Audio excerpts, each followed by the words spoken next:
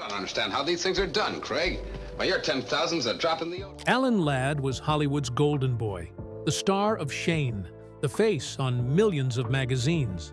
By 1954, he was the most popular male actor in the world. Then, something went wrong. He started showing up drunk to sets. His face changed, and the scripts stopped coming. Come on, get up, you jailbird. You killer. Get up and show me how to be normal. One night in 1962, neighbors heard a gunshot from his house. What they found inside shocked everyone. The official story never made sense. 2 years later, his butler found him dead in bed. The truth about what really destroyed Alan Ladd is darker than any role he ever played.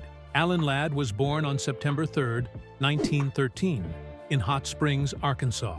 His mother, Ina Raleigh, had come from England hoping for a better life. But instead of finding comfort, she ended up in deep poverty. She worked small, hard jobs to survive. Even before Alan was born, life was already hard. When he arrived, it didn't get any easier. He was their only child, and from the start, he was surrounded by struggle. When Alan was just 4 years old, he saw something no child should. His father suddenly collapsed from a heart attack and died right in front of him. That moment never left him. It shattered what little stability they had. With no income, Alan and his mother slipped even deeper into poverty. She worked whatever jobs she could find, even when it hurt her health. Alan, still so young, felt the weight of the world on his shoulders. 1 year later, things got even worse. Alan was playing with matches when he accidentally set their apartment building on fire. The blaze spread fast. His mother grabbed him and ran. They lost everything. No home, no savings, nothing. The guilt stayed with him. That one moment pushed them into total instability. They began drifting, never staying long in one place, trying to survive on whatever work came their way. Eventually, they started moving west, hoping California would be better. It wasn't. The trip was long and painful. They were often hungry. Alan, small from years of malnutrition, looked even younger than he was. People called him tiny. It stuck. He didn't have a chance to grow strong like other boys, but even with the teasing, he kept moving forward. By age 8, Alan was already working. He picked fruit, delivered newspapers, and swept shop floors. Every coin helped. While other kids played, he worked. His life didn't leave room for games or fun. These hard years taught him grit. He learned how to push through, no matter how tired or hungry he felt. When he got to North Hollywood High School in 1930, he was the smallest boy in the class, barely 4'9". But he wanted to grow stronger, so he joined the swimming and diving teams. He also worked hauling produce to build muscle. Over time, his body changed. He trained hard and became a local champion. At 17, he was good enough to dream of the 1932 Olympics. But during a dive, he hit his head and passed out. After that, fear held him back. He quit the sport, even though he had worked so hard. Still, he had gained something: respect. For the first time, people saw more than just tiny. In his final year of school, he tried something new. He joined the drama club and got cast in The Mikado. He played Coco and stole the show. A talent scout from Universal Pictures saw him and offered him a contract. That moment could have been the break he needed. In August 1933, he signed with the studio. Other rising stars like Tyrone Power signed too, but it didn't last. Within 6 months, they dropped Alan. They said he was too short and too blonde to be a lead. It crushed him, but it didn't stop him. Alan didn't give up. He took acting lessons and kept chasing the dream. Meanwhile, school dragged on. His chaotic childhood had delayed everything. When he finally graduated in February 1934, he was 20. Most of his classmates were 17 or 18. Even then, he was still just 5'4". But he had made it through. He had survived fire, poverty, death, and rejection. After graduation, he tried starting a business. He opened a burger shop called Tiny's Patio, using the nickname he had hated his whole life. He borrowed $150 and set it up across from his old high school. He hoped it would help his family, who were still struggling. His stepfather was sick, and his mother had begun drinking heavily, but the shop failed within a year. The economy was too harsh, and the competition was too strong. Once again, he had nothing. Still refusing to give up, Alan took a job at Warner Brothers. He worked behind the scenes as a grip, lifting equipment and building sets. It was tough work, but he saw it as a way into the film world. For 2 years, he worked quietly, hoping someone would notice. Then one day, disaster hit again. He fell from a scaffold and was badly injured. It nearly killed him. He had to quit the job. The fall reminded him of his old diving injury, both physically and mentally. But even then, he didn't stop. He saved what little money he had and enrolled at Ben Bard's acting school. It was a turning point, but not a smooth one. Ben Bard had taught him before when he was under contract at Universal. He liked Ladd's look, but told him the hard truth. His voice was too high, and he came off weak on camera.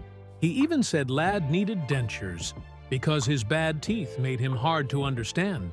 That criticism would crush most people. But Ladd took it seriously. He worked on deepening his voice and fixed his teeth. That deep, smooth voice would later become his signature. In 1936, things took a different turn. He got a job at KFWB, a radio station in Los Angeles. They hired him as the only full-time radio actor. He worked up to 20 shows a week, sometimes 3 or 4 in a day. That grind forced him to master his voice, switching characters, emotions, and tones non-stop. It turned his biggest weakness into his biggest strength. That voice, once called too high, became the reason people started noticing him.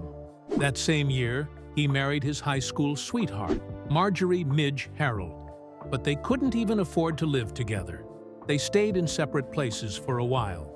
And when they finally moved in together, it was only because a friend offered them a small apartment to share. In 1937, their son, Alan Ladd Jr., was born, but joy quickly turned to heartbreak. Ladd's mother, Ina Raleigh, had moved in with them. She was broke, mentally unstable, and alcoholic. On November 29, 1937, she asked Ladd for money, saying she needed to buy something from the store. He handed her the money, assuming she'd buy more alcohol. Instead, she bought arsenic-based ant poison. She climbed into the back seat of Ladd's car and drank it while he stood there, helpless, watching her die. She killed herself right in front of him. That moment haunted him for the rest of his life. He blamed himself for giving her the money. The guilt never faded. It triggered the beginning of a long battle with depression and alcoholism. Ladd had already grown up with loss and poverty. Now he carried this unbearable trauma too. People said he became withdrawn, quiet, and sad. He was building a career, but inside, he was sinking. Back in 1933, before any of this happened, he had been signed by Universal Pictures as part of a group of discoveries. They were young actors with potential, and the studio had the right to drop any of them at will. After just 6 months, they dropped Ladd. They said he was too blonde and too short to be a star. He wasn't alone. Every other discovery, including Tyrone Power, also got dropped. But the rejection cut deep. Ladd's height, somewhere between 5'4" and 5'6", was a deal-breaker in a town obsessed with image. He didn't give up. He kept taking background roles just to survive. He played an extra in Once in a Lifetime, 1932, and a faceless reporter in Citizen Kane, 1941. No one knew his name. He appeared in films like Pigskin Parade, The Green Hornet, and Tom Brown of Culver, but always in the background. It was like he was invisible. After his mother's death, something shifted. In early 1939, he met Sue Carroll, a former actress who had become a talent agent. She believed in him. She helped him get roles. She guided him, protected him, and gave him the support he never had. She became a steady figure in his life, not just as his agent, but almost like a mother he had lost. Their bond grew stronger. In July 1941, Ladd divorced Midge. On March 15, 1942, he married Sue Carroll in Mexico City. She was more than just a wife. She became the foundation of his personal and professional life. She helped him feel safe, focused, and loved. With her by his side, his career finally began to rise. In late 1941, Alan Ladd was barely surviving in Hollywood. After almost 10 years of playing extras and nameless characters, including a quick appearance in Citizen Kane, he was still invisible.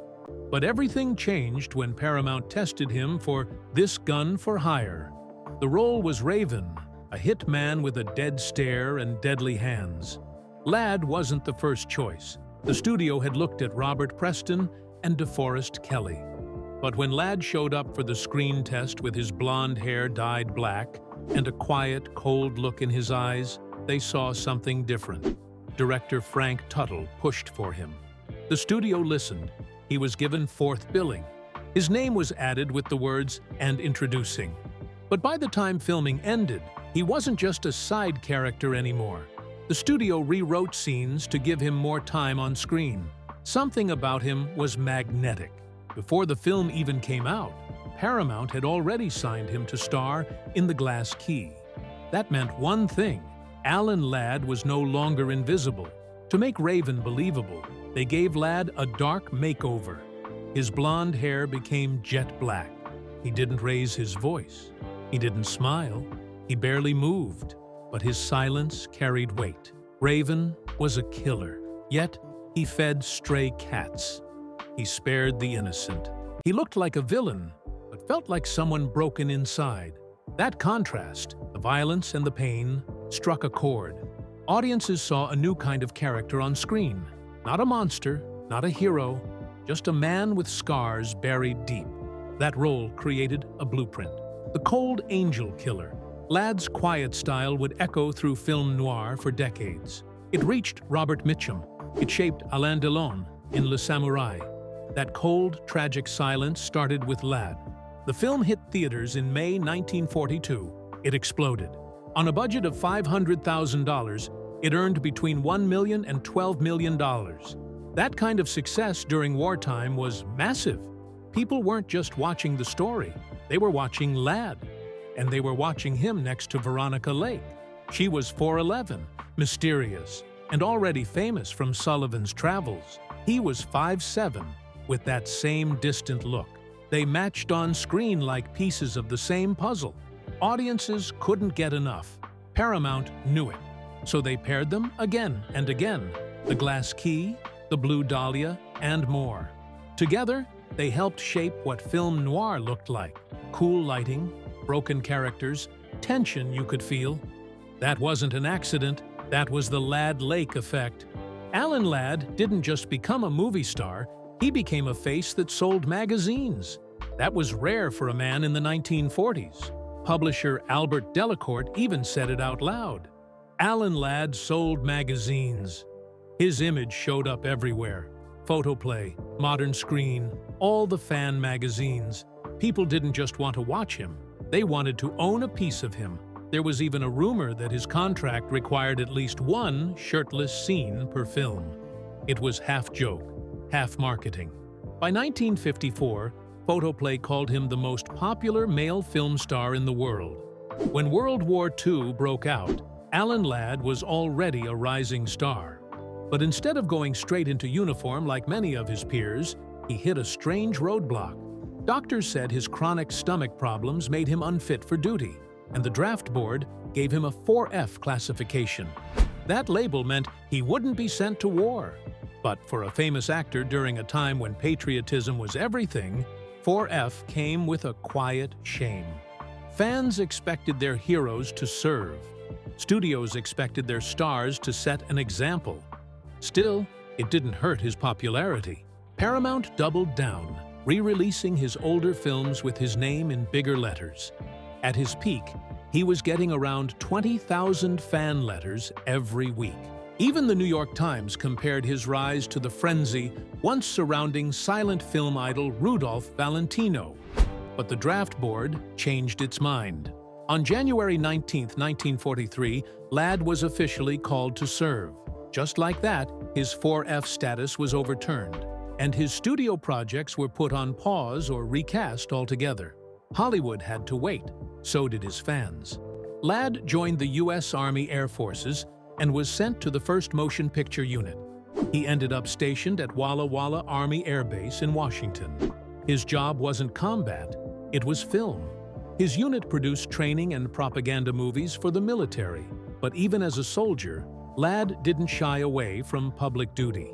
He still made appearances, like at the Oscars in March 1943, and he starred in a war loan campaign trailer called Letter from a Friend.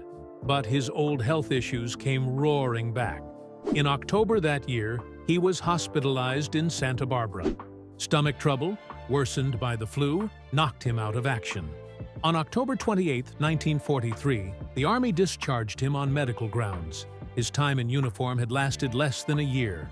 Still, when he returned to Hollywood, fans were waiting.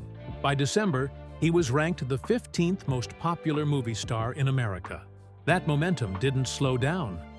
Ladd had already made waves in This Gun for Hire with Veronica Lake, but it was The Glass Key in 1942 that really sealed their on-screen chemistry. He played Ed Beaumont, a fixer in a dirty political world.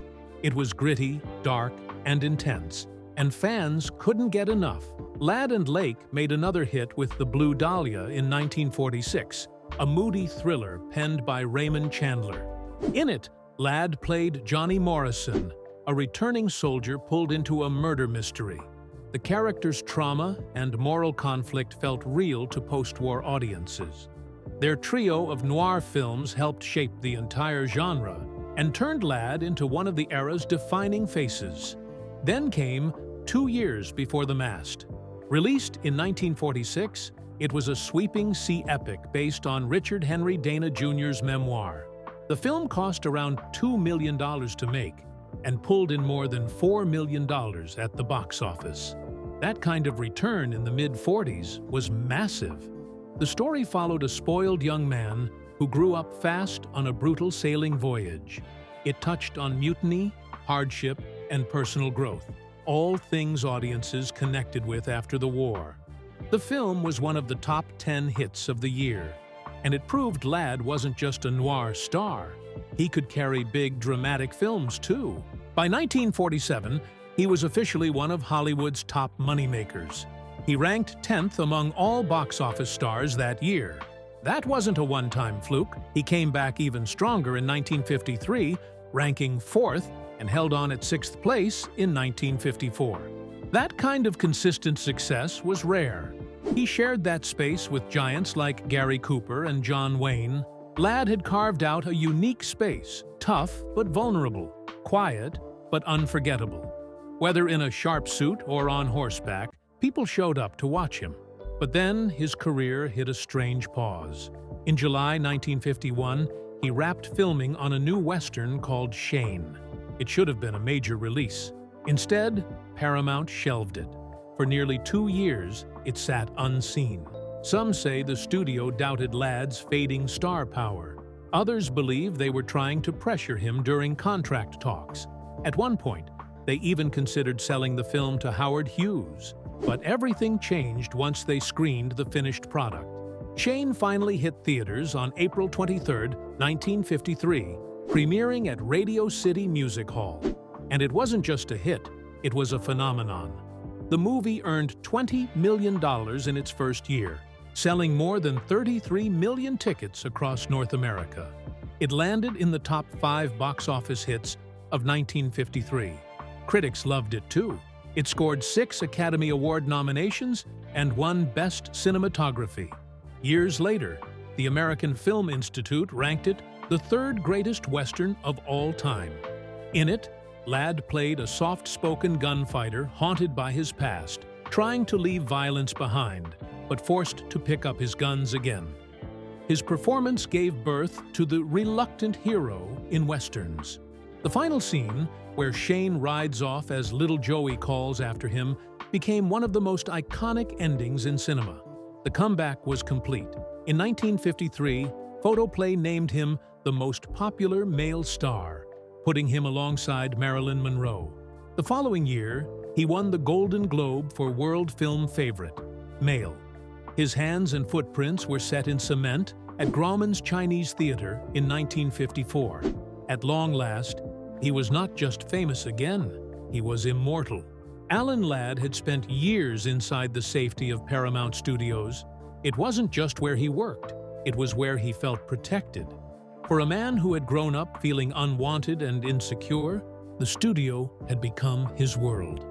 But in the early 1950s, that world collapsed. After tensions over money and roles, like the time in 1945 when Paramount suspended and replaced him for demanding higher pay, he finally walked away. On the surface, he said it was for his children's future. But the moment he left, everything in his life began to slip. The safety net was gone. He was no longer shielded from the chaos of Hollywood. His confidence, already shaky, began to fall apart. The industry was changing fast, and stars like Ladd were being pushed aside. He felt it instantly. What was supposed to be a business decision for long-term stability became the first crack in a much deeper breakdown. As roles dried up, Ladd's drinking worsened. He had always battled the bottle. His mother's suicide and alcoholism had haunted him for years, but now it consumed him. He was offered fewer scripts, and the ones that came in were often terrible. He passed on major films like Giant, which went to James Dean, and The Sons of Katie Elder, which ended up with John Wayne. He never stopped regretting it. He couldn't sleep. He started relying on sleeping pills, too. By the late 1950s, his body had changed. He looked bloated, tired, lost. The press, once friendly, began to report on how much his appearance had faded. In 1962, things hit a terrifying point. Ladd was found with a gunshot wound to the chest. He survived, but most people didn't buy his claim that it was an accident. 2 years later, he was dead. He was just 50. Still, he hadn't given up without trying to reinvent himself. In 1954, Ladd launched Jaguar Productions. It was his shot at independence. He wanted control over the kinds of stories he told. His first film under Jaguar, Drumbeat, had a decent run. He believed in the company so much that, in 1957, he bought a building and named it after himself, the Alan Ladd Building. Jaguar signed a deal with Warner Brothers to produce 10 films in 3 years. 6 would star Ladd. On paper, it looked promising. His films cost about $800,000 to $1 million each, and usually brought in $3.5 million. That was good money, but not the comeback he needed. And no matter how hard he tried, the magic of his earlier work just wasn't there. He once said that the biggest problem wasn't money, it was the story. If you didn't have the right one, everything else fell apart.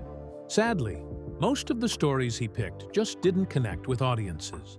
The pressure to perform and produce only made his fears worse. The drinking didn't stop, it got worse. Ladd had always been deeply unsure of himself, even when he was a star.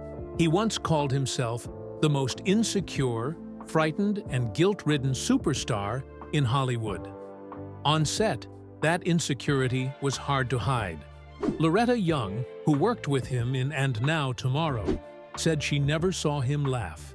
He avoided eye contact off-camera and was terrified of being seen from the wrong angle. He feared his flaws would show. That fear followed him everywhere. Then came November 1962. Ladd was found at home in Palm Springs, bleeding out on the floor. He had been shot in the chest, just inches from his heart. The news exploded. The official story was that he heard a prowler, grabbed his gun, and tripped. But the details didn't add up. The bullet went in between the 3rd and 4th ribs, tore through his lung, and ricocheted off his rib cage. The angle was downward, odd for an accident. Doctors saved him, but barely. Most people in Hollywood didn't believe his version of events. They saw it as a suicide attempt. The newspapers printed what the police said, but behind closed doors, everyone whispered the same thing. Alan Ladd had tried to kill himself and failed. The fallout was brutal. One insider said, "Surviving a suicide attempt is pretty mortifying." That was the kind of talk going around. For a man known for playing quiet, heroic roles, being seen as broken and defeated was unbearable. The 1962 shooting wasn't just a personal disaster. It destroyed what was left of his public image. He became a cautionary tale, and inside, he collapsed even more. After that, he seemed lost. His name had once topped box office charts. In 1954, he was named the most popular male film star by Photoplay magazine. But now, he was haunted by the label "has been." The shame of surviving his suicide attempt never left him. His dependence on pills and alcohol only got worse. Just 26 months later, he was gone. On the morning of January 29, 1964, Ladd's butler checked in on him at 10 a.m. He was resting on his bed. At 3:30 p.m., he was dead. The autopsy revealed the cause: cerebral edema. His brain had swollen due to a mix of alcohol, barbiturates, and tranquilizers. He hadn't taken enough of any one drug to kill him outright, but together, they shut his body down. It was a quiet death. No violence this time, just a slow drift into nothing. He was buried with his wedding ring and a letter from his son David. The report called it an accident, but few believed that. Not after the bullet 2 years earlier, not after years of watching him fall apart. His life had been shaped by trauma. His mother's suicide, his deep insecurities, his fear of fading. And now, it was over. Some said he had finally succeeded at what he tried and failed to do in 1962. Others still debated. But whether it was intentional or not, his death felt like the final chapter in a story filled with quiet pain. Strangely, just a few weeks after he died, The Carpetbaggers hit theaters. It would be Alan Ladd's last performance. The film premiered on April 9, 1964, with massive publicity. Paramount put $50,000 into the Denver premiere alone. In New York, 23 theaters pulled in $1.6 million. By summer, it had expanded to 400 cinemas. Ladd played Nevada Smith, a broken cowboy whose best years were behind him. It was a role that mirrored his own life. The film earned over $28 million and became the fourth highest-grossing movie of the year. Critics praised Ladd's performance. It was haunting, raw, and real, but it was also too late. His biggest final hit arrived just after he was gone.